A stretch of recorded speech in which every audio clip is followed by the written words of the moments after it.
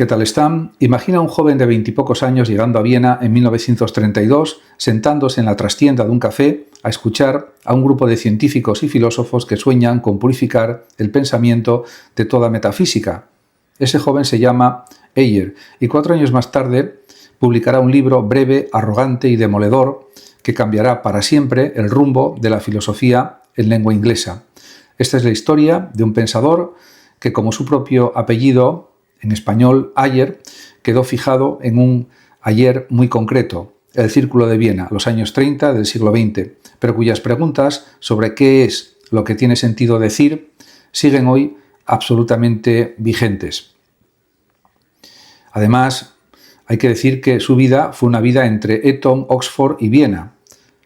Heyer nació en Londres el 29 de octubre de 1910 en el seno de una familia acomodada de origen judío-suizo por parte paterna y francés por parte materna. Fue educado en Eton, el colegio más prestigioso de Inglaterra, donde ya destacó por su inteligencia precoz, su desparpajo social y una combinación de arrogancia y encanto que lo acompañaría toda la vida. De Eton pasó a Christ Church, Oxford, para estudiar letras humanas, las lenguas clásicas y la formación en filosofía también, donde tuvo como tutor a Gilbert Ryle, una de las figuras centrales de la filosofía analítica británica. Fue también precisamente Ryle quien, al terminar Heyer sus estudios en 1932, le sugirió pasar un tiempo en Viena para conocer de primera mano el Círculo de Viena, el grupo de filósofos lógicos y científicos, entre ellos Moritz Schlick, Rudolf Carnap, Otto Neurath y Friedrich Waismann, que estaba desarrollando el llamado positivismo lógico o empirismo lógico. Heyer, con apenas 21 años, pasó varios meses asistiendo a sus reuniones y regresó a Inglaterra convertido en el mensajero de estas ideas al mundo anglosajón. El resultado de esa experiencia fue su gran obra Lenguaje, Verdad y Lógica, publicada en 1936, cuando Heyer tenía solo 26 años. El libro fue un escándalo intelectual, escrito con una claridad y una contundencia polémica poco habituales en la filosofía académica, arrasaba de un plumazo con la metafísica, la teología y buena parte de la ética tradicional, tachándolas de carecer literalmente de sentido. Heyer desarrolló después una carrera académica sólida. Fue profesor en Oxford, sirvió en el ejército británico durante la Segunda Guerra Mundial, en inteligencia militar, con episodios casi de novela de espías, y ocupó después 2 de las cátedras más prestigiosas de Gran Bretaña: la cátedra Grote de Filosofía de la Mente y la Lógica en el University College de Londres de 1946 a 1959 y la cátedra Wykeham de Lógica en Oxford de 1959 a 1978. Fue nombrado caballero en 1970, por lo que pasó a ser Sir Alfred Heyer. Se casó y se divorció varias veces, mantuvo una vida social intensa y polémica y fue conocido tanto por su brillantez filosófica como por su carácter mundano, seductor y provocador. Murió en Londres el 27 de junio de 1989, a los 78 años. Un año antes de morir protagonizó uno de los episodios más comentados de su biografía, en una fiesta. Sufrió un ahogamiento al atragantarse con salmón ahumado y estuvo clínicamente muerto durante varios minutos antes de ser reanimado. Tras el episodio declaró que la experiencia había debilitado ligeramente su convicción de que la muerte fuera el fin absoluto de la conciencia. Una afirmación sorprendente viniendo de quien había dedicado su vida a desmontar cualquier discurso no verificable empíricamente. Poco después, sin embargo, matizó sus palabras y reafirmó en esencia su ateísmo y su empirismo de siempre. Otro episodio célebre, ya en sus últimos años, lo muestra en una fiesta neoyorquina defendiendo a la modelo Naomi Campbell del acoso del boxeador Mike Tyson, cuando Tyson le preguntó desafiante si sabía con quién estaba hablando. Heyer respondió que él había sido el catedrático Wykeham de Lógica en Oxford. Tyson replicó que él era el campeón mundial de los pesos pesados. La anécdota, quizá exagerada, con el tiempo retrata bien la mezcla de valentía intelectual y teatralidad que definió su personalidad pública. En cuanto al proyecto del positivismo lógico, hay que decir que para entender a Heyer hay que entender primero el movimiento que lo formó, el Círculo de Viena. Este grupo activo entre finales de los años 20 y mediados de los años 30 del siglo XX aspiraba a fundar la filosofía sobre bases estrictamente científicas, eliminando de un tajo cualquier especulación no comprobable. Su herramienta principal fue el llamado principio de verificación. Una proposición solo tiene sentido cognitivo, solo es verdadera o falsa, solo dice algo sobre el mundo, si puedo, en principio, verificarla mediante la experiencia sensorial, o si es una verdad analítica, como las de la lógica y las matemáticas, por ejemplo, que son verdaderas por definición, por deducción. Heyer no se limitó a traducir estas ideas al inglés, las radicalizó y las sistematizó con una prosa mucho más accesible que la de los propios vieneses. El lenguaje verdad y lógica distingue tres tipos de enunciados. Primero, enunciados analíticos, verdaderos o falsos en virtud del significado de sus términos, las verdades de la lógica, por ejemplo, y las matemáticas. Todo soltero es no casado, por ejemplo. 2. Enunciados sintéticos verificables empíricamente, que constituyen el terreno propio de la ciencia y del conocimiento cotidiano del mundo. Y 3. Pseudoproposiciones, enunciados que según él tienen apariencia gramatical de afirmaciones significativas, pero que no pueden verificarse ni son analíticos. Aquí caen, según Heyer, la mayor parte de las afirmaciones metafísicas y teológicas, en definitiva filosóficas también. La consecuencia es demoledora, ya que preguntas como ¿existe Dios? ¿Es el alma inmortal? ¿O cuál es la naturaleza última de la realidad? No son ni verdaderas ni falsas, sino sencillamente carentes de sentido cognitivo, porque no hay experiencia posible, según él, que pudiera confirmarlas o refutarlas. No se trata de que sean falsas, es que literalmente no dicen nada verificable sobre el mundo, desde su perspectiva. Consciente de las dificultades técnicas de formular con precisión el criterio de verificación, porque se puede hablar de verificación fuerte o débil, de un enunciado aislado o de una teoría completa, Heyer introdujo la noción de verificabilidad débil. Basta con que algún tipo de evidencia empírica sea relevante para confirmar o refutar el enunciado, aunque no pueda verificarse de manera concluyente. Esta flexibilización fue necesaria porque, tomado en su versión más estricta, el propio principio de verificación no supera su propia prueba, no es analítico ni empíricamente verificable, lo cual generó una de las críticas más persistentes contra todo el proyecto. La ética la entendía como expresión de emociones, es el emotivismo. Uno de los capítulos más influyentes y más controvertidos del lenguaje verdad y lógica es el dedicado a la ética. Si los enunciados metafísicos carecen de sentido cognitivo por no ser verificables, ¿qué ocurre con los enunciados morales del tipo robar está mal? Heyer sostiene que estos enunciados tampoco describen hechos del mundo, sino que expresan actitudes emocionales del hablante y buscan influir en las emociones y la conducta del oyente.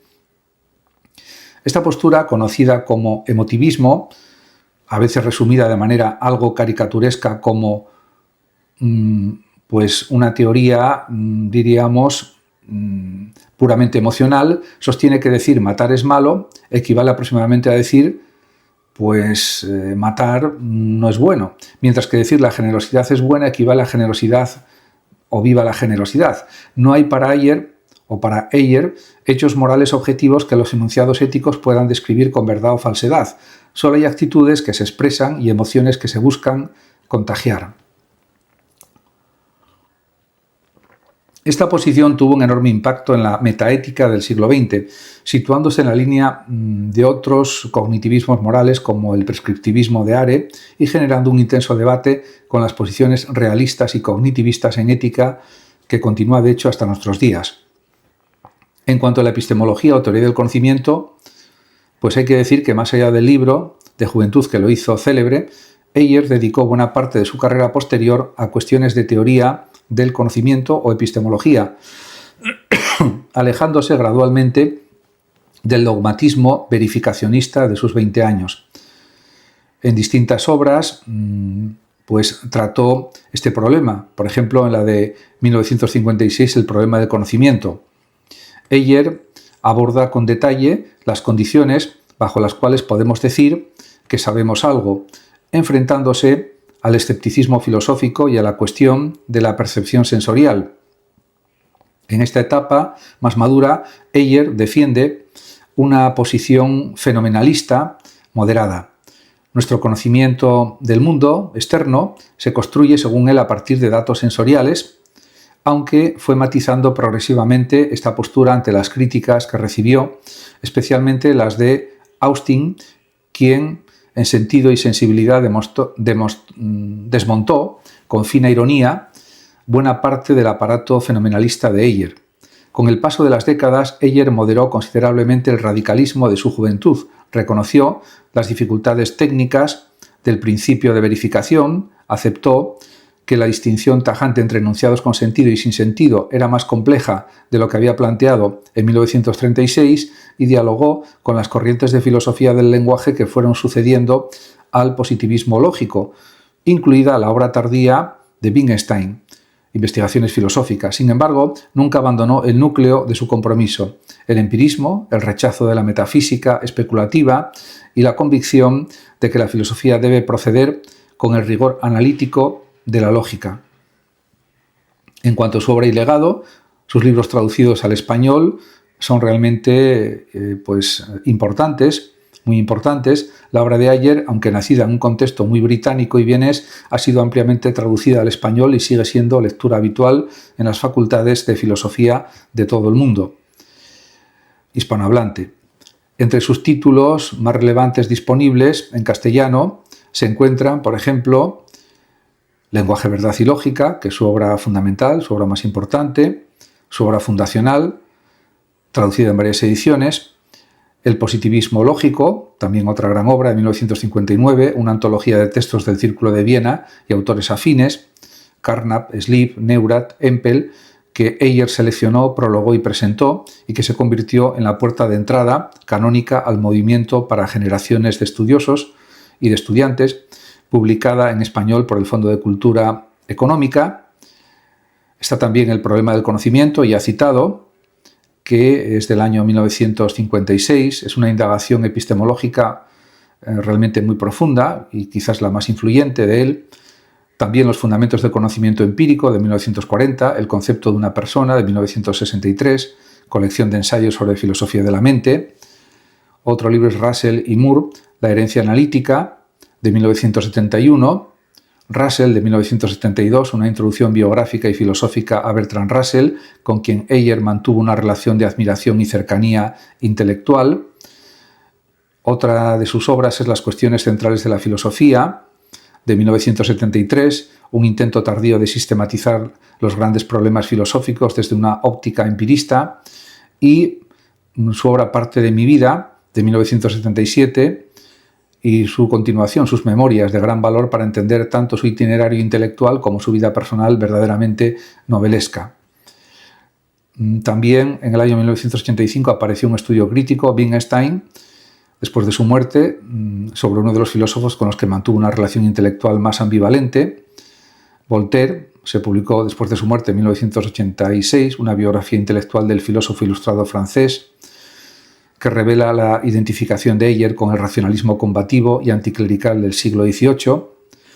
En cuanto a las críticas y la vigencia, el positivismo lógico, en su forma más pura, fue derrotado en el terreno estrictamente técnico. El propio principio de verificación no logró formularse jamás de manera que resistiera sus propias exigencias, y filósofos como Quine, en su célebre ensayo Dos dogmas del empirismo, desmontaron la distinción tajante entre enunciados analíticos y sintéticos en la que se apoyaba todo el edificio. Karl Popper, por su parte, propuso el criterio de falsabilidad como alternativa más sofisticada para demarcar la ciencia de la pseudociencia, desplazando en buena medida el protagonismo del criterio verificacionista.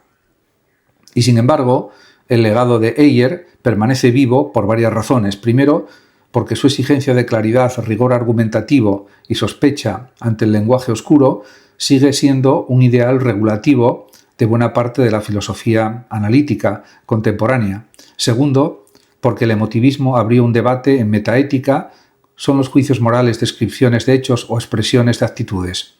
que continúa alimentando la discusión filosófica entre cognitivistas y no cognitivistas. Tercero, porque su insistencia en preguntar qué evidencia haría verdadero o falso esto que estás diciendo sigue siendo una herramienta útil frente a cualquier discurso filosófico, pseudocientífico o político que se presente como profundo sin ofrecer nada verificable. Heyer fue, en el fondo, un hombre que se propuso liquidar todo lo que en filosofía sonara a pasado inmemorial y no verificable. La metafísica de siglos, por ejemplo, la teología especulativa, las grandes preguntas sin respuesta empírica posible, lo hizo con una audacia juvenil que después él mismo matizó, pero que dejó una huella imborrable en cómo se hace filosofía en el mundo de habla inglesa y a través de sus traducciones también en el mundo hispanohablante y en general en todo el planeta. Su legado no es un sistema cerrado de verdades, sino una actitud, la de exigir siempre pruebas antes de aceptar palabras, por hermosas que suenen. Muchas gracias a todos por su atención y hasta mi próximo vídeo. El que lo desee puede compartir este vídeo, darle like o suscribirse a mi canal de YouTube, que ya dispone de más de 13.600 vídeos. Hasta siempre.